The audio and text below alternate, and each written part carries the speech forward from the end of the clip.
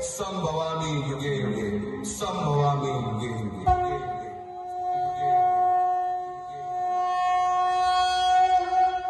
जेव्हा जेव्हा धर्मावर ग्लानी येईल, जेव्हा जेव्हा अधर्म वाढेल, तेव्हा तेव्हा सज्जनांच्या रक्षणासाठी, दुष्टांच्या संहारासाठी, धर्माची स्थापना करण्यासाठी मी युगानुयुगे जन्म घेईन। अशीच काहीशी परिस्थिती जेव्हा या महाराष्ट्रात निर्माण झाली, 1 वर्ष 3.5 वर्ष हा महाराष्ट्र अंधारात, आणि हाच अंधकार दूर करण्यासाठी एका युगपुरुषाने जन्म घेतला। याच युगपुरुषाच्या पराक्रमाची, सामर्थ्याची आणि स्वराज्य स्थापनेची लहानशी गाथा आपल्या समोर सादर करीत आहे।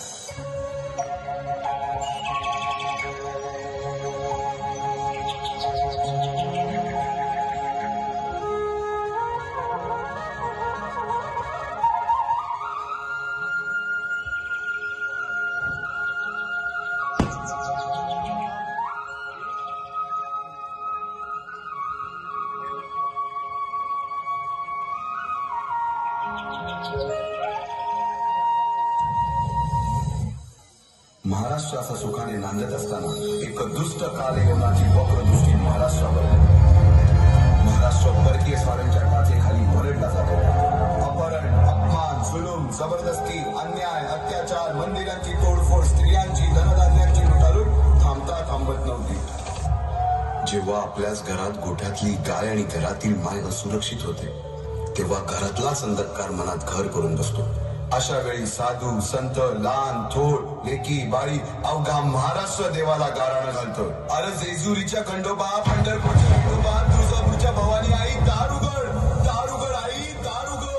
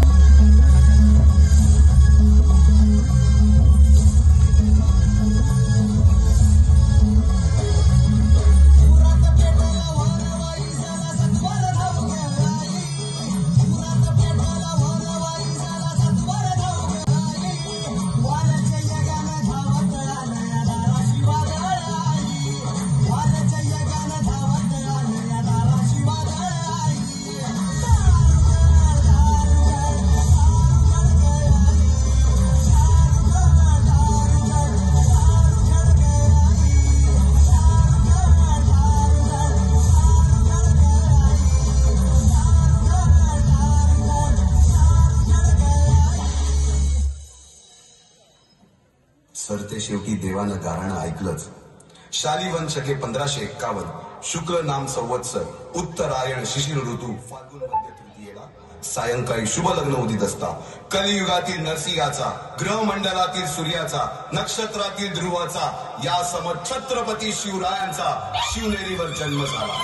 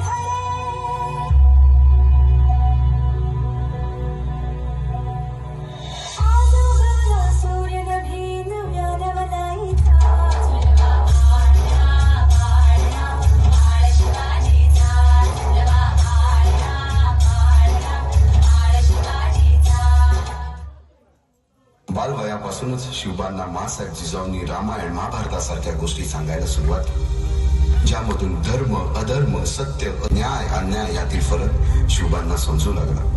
तसेच शस्त्रास्त्र व शास्त्र या शिक्षणासाठी शहाजी राजांनी अनेक कर्तबगार माणसे नेमली, जसे की दादोजी कोंडदेव, बाळकृष्ण पंत, रघुनाथ पंत, शामराज पंत अशा अनेक कर्तबगार माणसांच्या नेतृत्वाखाली महाराज बालवयापासूनच घडू लागले.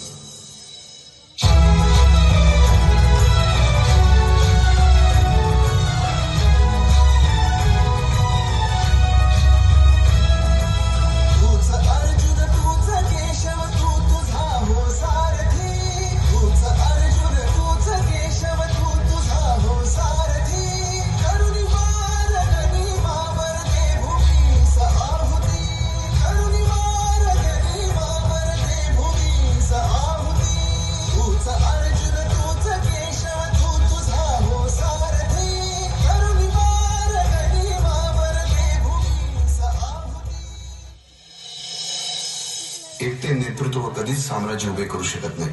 त्यासाठी तशी कर्तबगार माणसे, निष्ठावान मावळे घडवावे लागतात. शिवरायांनी असे सवंगडी त्या वयापासूनच पारखायला सुरुवात केली. तानाजी मालुसरे, सूर्याजी मालुसरे, यसाजी कंक, सूर्याजी काकडे, बाजी जेदे आणि अशा अनेक सवंगड्यासमोर शिवबांनी शपथ घेतली स्वराज्याची, शपथ घेतली स्वराज्याच्या बांधणीची.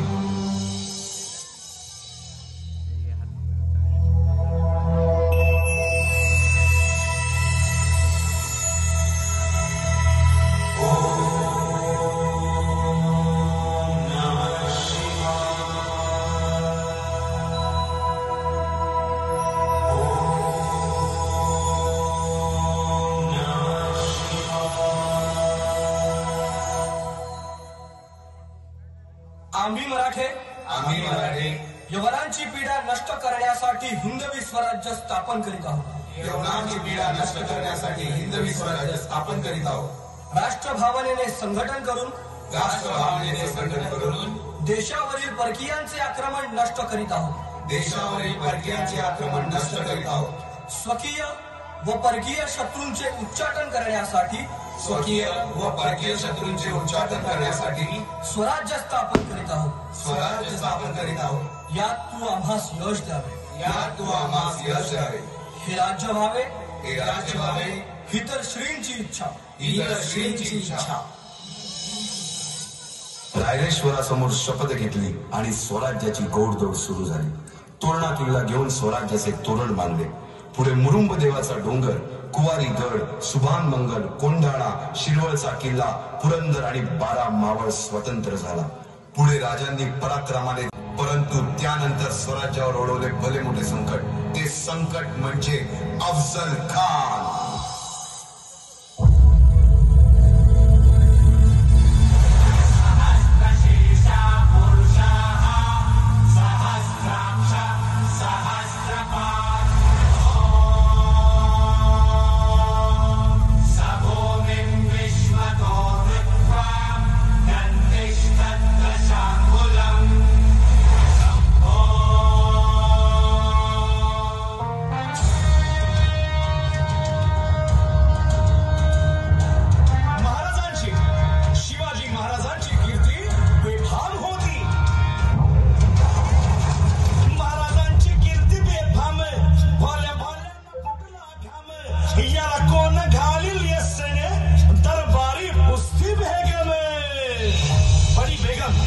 म्हणजे अली आदिल शहाची आई बर का. नजरेत तिच्या अंगार दरबार झाला गपगार. कुणी घेईना पुढाकार, साऱ्यांनीच मानली हार. इतक्यात अचानक एक सरदार उठला, बोलला, हम लाएंगे शिवाजी को. आणि त्यानं विडा उचलला. नवतेचं अफजल खान, नवतेचं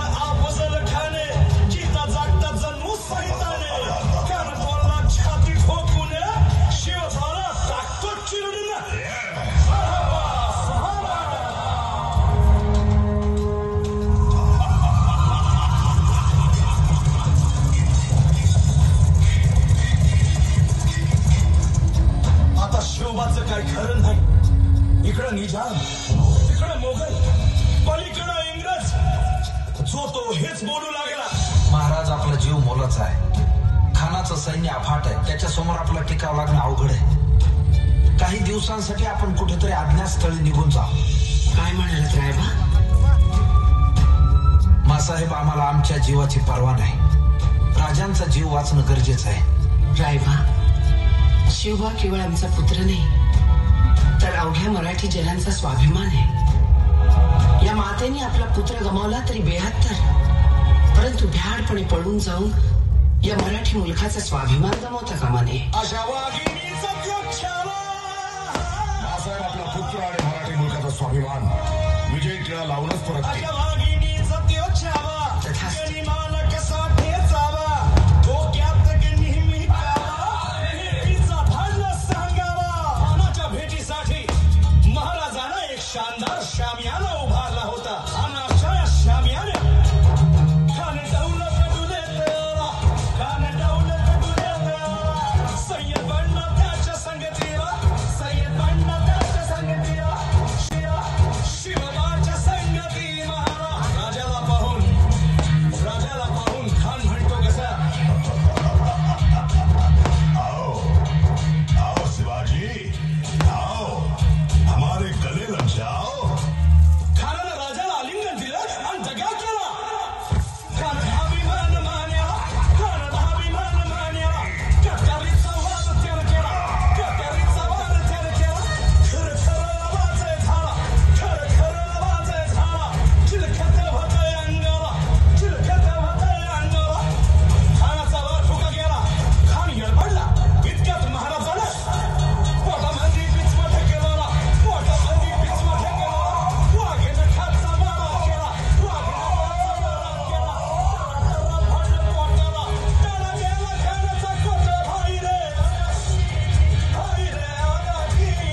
भाई रे अनाठी. अफजल खानाच्या वधानंतर त्याचा मुलगा फाजल खान आणि सिद्दी जोहर यांनी प्रचंड फौज घेऊन पन्हाळ्याला वेढा दिलाय. पण शक्तीपेक्षा युक्ती महत्वाची असते. महाराजांनी शिवाकाशी यांना बोलावून घेतलं आणि विचारले, शिवा आमचं रूप घेऊन सिद्धीला भेटायला जातोस? आणि शिवा म्हणाला, होय महाराज जातो की. आणि मग काय घडलं? काय? रात्रीच्या पहिल्या प्रहरास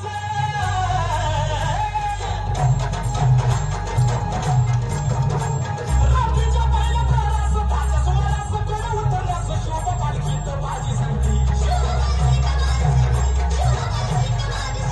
पावसाळ्यात ओली झाली धरती. रात अंधारी मावळ चालती. दुसऱ्या पालखीत शिवा काशीत मोठर बरात झाला.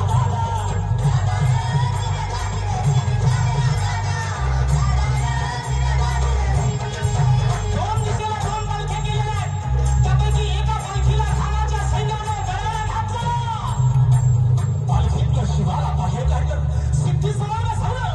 तोर बातमी आली, हुजूर हुजूर शिवाजी भागला. शिवाजी भागला. आणि कळालं सिद्धी. त्याने वेळेतून तलवार काढली. शिवावर धरली. सच बता तू कोण है? वरना मारा जाएगा. शिवा हसला आणि म्हणाला, अरे जन्माला जरी शिवा काशी म्हणून आलो असलो तरी मरताना शिवाजी महाराज म्हणून मरतोय. हे भाग्य काही कमी आहे का? आणि कळालं सिद्धीची तलवार चालल्या गेली आणि शिवा संपला गेला. पलीकडे भाजीला गजापूरची खिंड गाठली आणि भाजी म्हणतात, राजन आता हे करू नका. तुम्ही निम्मी फौज घेऊन विशाळगडावरती रवाना व्हा. आणि खिंडी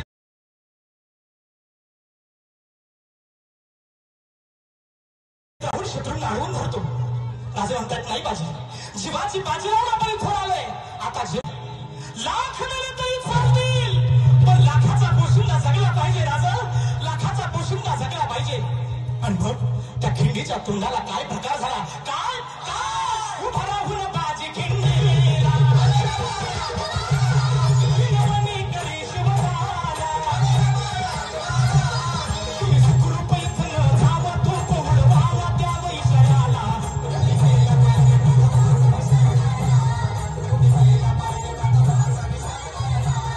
आलो आता चिठीला.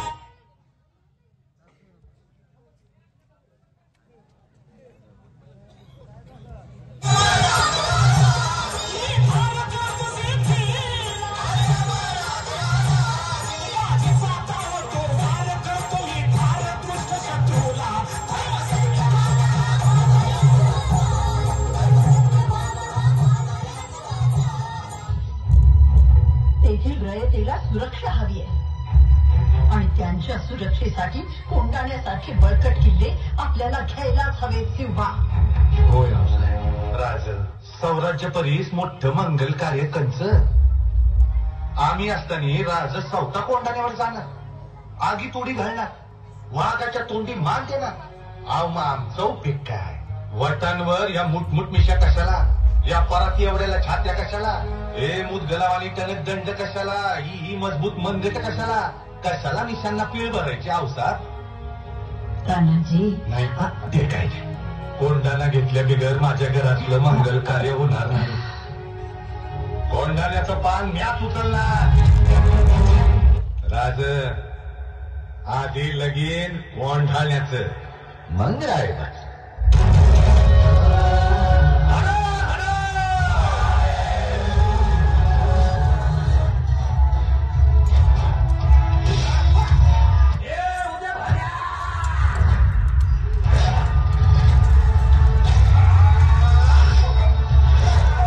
तुमच्यासारख्या मोगलांच्या गुलामांना हे कधीच समजायचं नाही का साम्राज्याचं, शिवाजी राजांचं आणि भागव्याचं रक्षण कराया आम्ही मराठे छातीचा कोट करून उभा आहोत. तुमचं वंगाळ हात साम्राज्य पातूर पोचस्तवर तू खुडून टाकू आम्ही.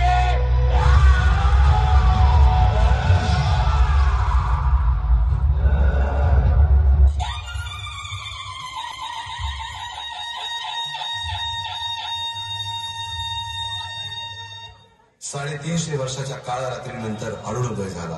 भगवंतांनी दिलेला शब्द खरा झाला. हिंदवी स्वराज्य स्थापन करणारा, यवनांची पीडा नष्ट करणारा जाणता राजा राज्याभिषेकासाठी सज्ज झाला.